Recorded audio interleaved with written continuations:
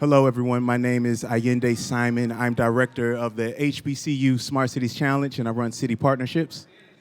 Hello, I'm Earl Turner. I am the Director of Research for the HBCU Small Cities Challenge. Hey everyone, my name is Kevin Fomengia, and I'm also the director of the HBCU Smart Cities Challenge. I'd like to direct you guys to our video. All right.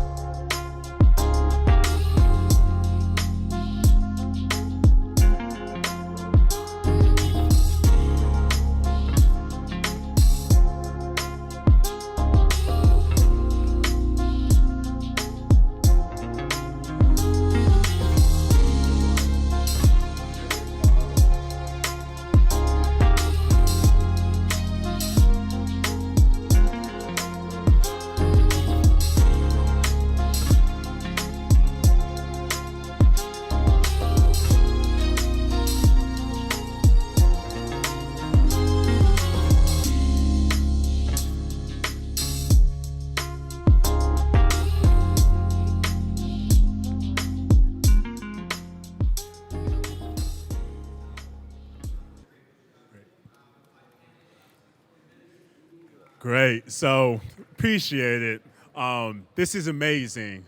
So when you think of smart cities, you usually think of the Miamis, you think of the Los Angeles, you think of the New York cities, but we truly believe that smart cities are not only limited to major metropolitan areas. This is why the 2022 HBCU Smart Cities Challenge is focusing on Tier 2, Tier 3, and Tier 4 cities. We're so excited to have cities like Greenbelt, Maryland, Tuscaloosa, Alabama, Raleigh, North Carolina, Winston-Salem, North Carolina, and one of our historic cities in our nation, the city of Tuskegee, Alabama. We are supporting the Tier 2, the Tier 3, the Tier 4 cities with great innovation, supporting them with water management, air quality, climate change, transportation, because we believe that our cities can and our HBCUs can really take the lead of creating a lot of different solutions. Yeah, so why we get really excited about this challenge is because we've worked diligently to build a network of HBCU professors and students who are really excited about addressing these problems. And they come from all expertise, all disciplines, entrepreneurs, data scientists, engineers, developers, all excited about how do we work together to face the problems that are facing our cities. For us, a big objective that we would like to accomplish is how do we expand the intellectual capacity of these cities, Tier 2 to Tier 4. And for us, we get really excited about how do we address those problems.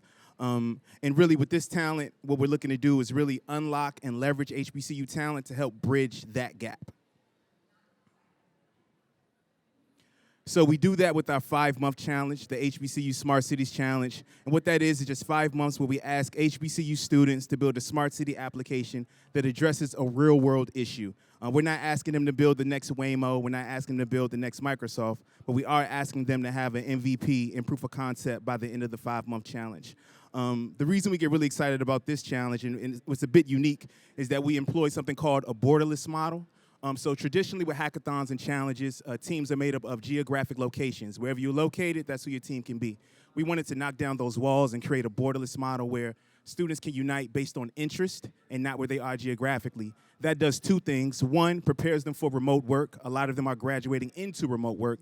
The second thing is it allows students to unite based on interest. We create this collective brain of students who may see similar issues in their cities, but are able to work on a problem in a different city.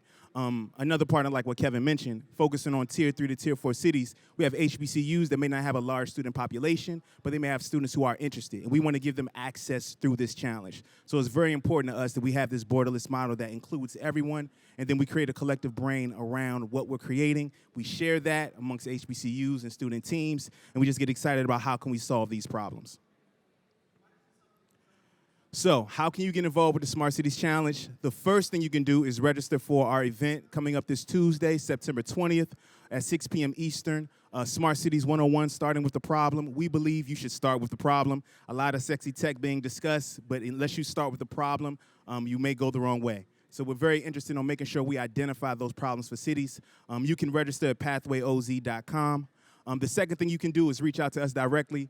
That's my number and email. I've had that number for about 20 years, so it's not changing. Feel free to reach out to me, grab myself, Dr. Turner, or Kevin, talk to us more about how we can get your city involved.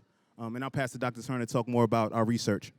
Yeah, so I guess I am by trade, I'm a behavioral scientist, so I love digging into data and getting to understand what moves people, what moves situations, and what moves systems. So we conducted a survey and asking our students what would be the greatest benefit to them in participating in the challenge. And the first thing they said was we want to move beyond being qualified for our next opportunity, and we want to be prepared for our next opportunity. So we thought about several ways that we could do that. And when we asked what were some of the very specific ways or skill sets they want to develop, they mentioned data analysis skills, device deployment, and project management. So we partner with some of the largest tech companies in the country in those three areas, and we're going to provide specific training around getting them deployed with IoT devices, project management tools through our partnerships with a couple groups, and then the other piece of data analysis.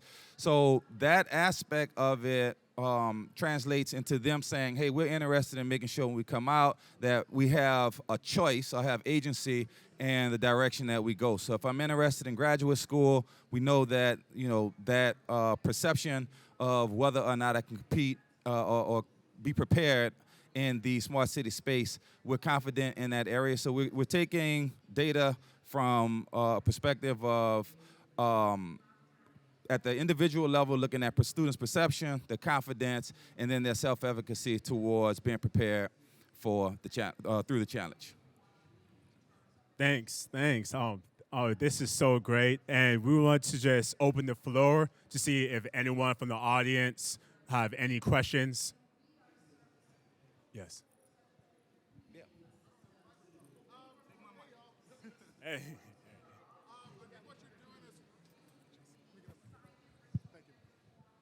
Thanks, y'all.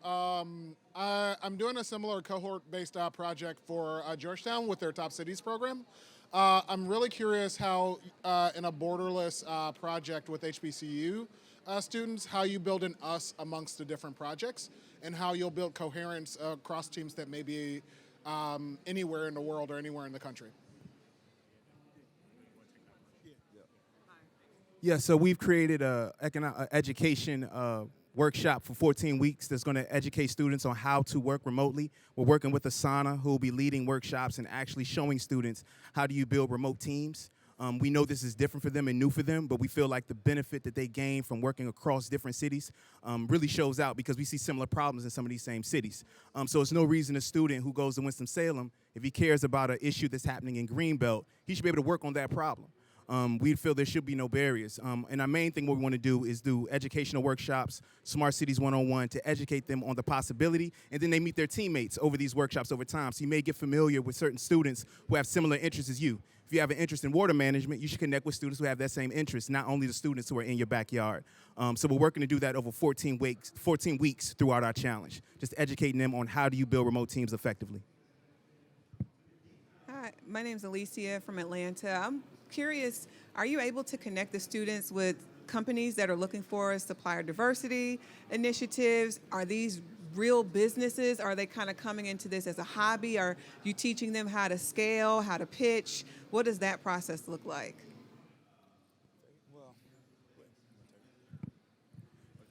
Yeah, so that has been one of the first initial questions that we ask the corporate partners that we are working with. We want to be very intentional, and we want to understand about the history of talent drain in our community as well. So a lot of the corporate partners that we are working with, such as the Helium Foundation, Kai IoT Network, Cloudflare, Cloud Era, they want HBCU talent to be in the internship pipeline. A lot of the cities that we are working with, they are so excited to have the HBCUs to be at the intern during like the summer, and also start looking into other entry level opportunities. That is one of the things that we have been very intentional about because that is aligned with our interests as well. Yeah, I'll just add to that. From a graduate school perspective, we're working with some universities who want to have their students collect data, do different analysis as a baseline data set for potential grant opportunities as they work their way into applying for graduate school. So that's one of the huge benefits. All right. Can you hear me? Yeah, I can hear myself clearly. All right. So, one, this is fantastic. I do have to do a shameless plug. I am a graduate of Howard University. So, HBCUs, I see it. You guys don't have to clap to that, but thank you. I'm representing the city of Detroit, Michigan, and in Michigan, we don't have any HBCUs, unfortunately. And as we're kind of looking at, on our end, rolling out infrastructure priorities and having conversations around open access and fiber, there's a real need for community education. And so as you all are talking about the smart city solution conversation that the participants can have, is there a way where other cities or states who don't have HBCUs that we can participate in any form or fashion? I think there's a good, better, best scenario. The good scenario would be, us being able to obviously host some conversations. The better scenario is, allowing us to not only host some of these conversations where we, the municipality, can identify some of our priorities and look to leverage what you all are doing. And then the best solution is, at least how we see it, being able to actually have some participation within the city of Detroit correlative to what you all are doing. Yes, 100% yes. The city of Greenbelt, one of our first partners, does not have an HBCU, but they were just excited about how can they leverage HBCU talent. So that's not a barrier to get involved. Any city that would like to get involved, please talk to us. Please go to pathwayoz.com. You can register. We would love for those cities to come to our problem statement workshop, because a lot of times when we talk with cities, they don't really have a full grip on the problems. A lot of people just being offloaded work, new position, you come in and you're just jumping in, you just get thrown work on your table. What we want to do is kind of slow it down, show you the process of how you actually identify a great problem statement, and then we talk about solutions with the students. So we would love to have Detroit involved. Beautiful. Is someone else seeing the mic? All right. I got one more question for you. So how can I get Kentucky State University involved? That's one. And then the second question is, what do you need the most help with?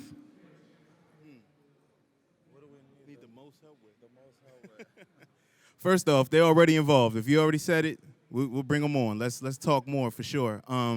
And what we do need, we've actually gotten great support with a lot of HBCU coaches and mentors. So a lot of our tech partners that we talk about are going to be coming on for the whole 14 weeks and advising students on how to deploy this technology, how to work through the problem statement, how to work through a business model canvas around the problem they receive. So if anybody is interested in being a coach or a mentor or a supporter of these teams, you can sign up at pathwayoz.com, give your information. We ask for your availability. And we would love to have folks who are excited and passionate about supporting these students.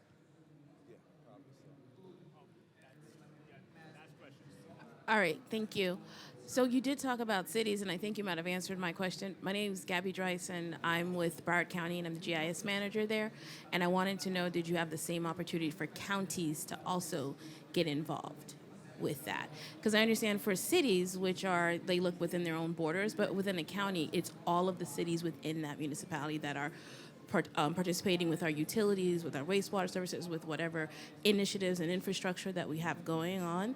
And for Broward County, we do have we just passed a transportation tax, which does come in with basically crosses all the borders of all the cities, and something like this would be something that I think would benefit us. Yeah, for sure. We would love to talk more about having counties involved. We've dealt with cities mostly.